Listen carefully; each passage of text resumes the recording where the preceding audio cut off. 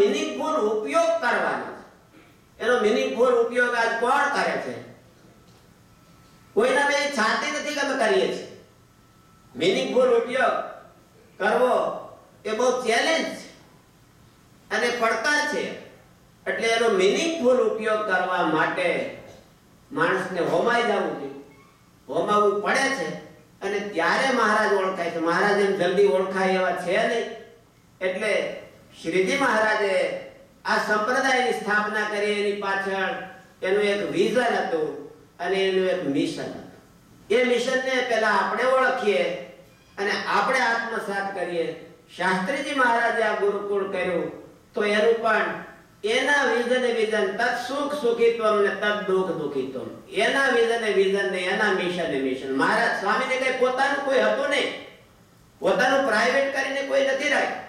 એની એક જ વાત હતી કે એ નંદ સંતોએ કર્યું અને નંદ સંતો ખપી ગયા મહારાજના વિઝન મિશનમાં અને એની પછીના જે ભવ્ય સંતોની પરંપરા હતી ખપી ગઈ।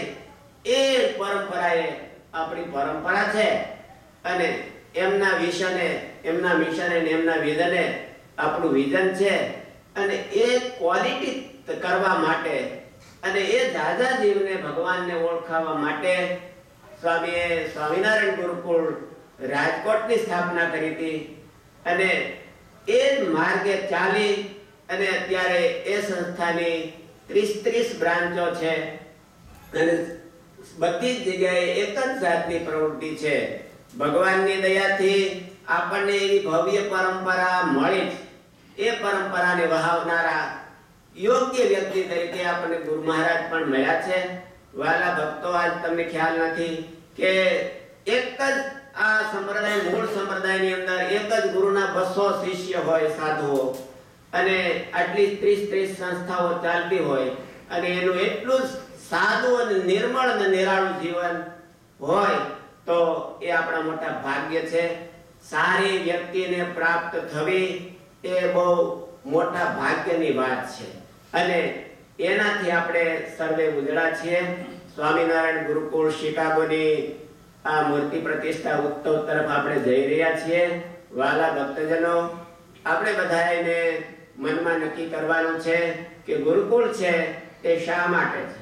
ગુરુકુળ છે એ નવા જનરેશનને સ્વામિનારાયણ ભગવાન શું છે, સ્વામિનારાયણ ભગવાનનું મિશન શું હતું, સ્વામિનારાયણ ભગવાનનું વિઝન શું છે, સ્વામિનારાયણના હરિભગત કેવા હોય અને સ્વામિનારાયણના સંત એ શું છે, એ કાંઈક થોડું ઘણું જળવાય, એની ઝલક જો જળવાય એટલા માટે આ સ્વામીનો પણ પ્રયત્ન છે। ગુરુ મહારાજ પણ એ માર્ગે પ્રયત્ન કરી રહ્યા છે। આપણે ભવિષ્યમાં પણ એ માર્ગે પ્રયત્ન કરવો છે।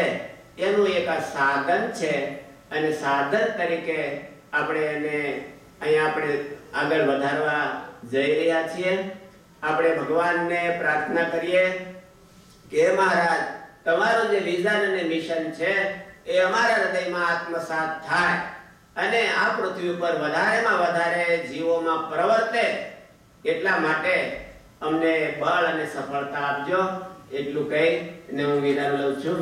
હવે આગળનો કાર્યક્રમ છે।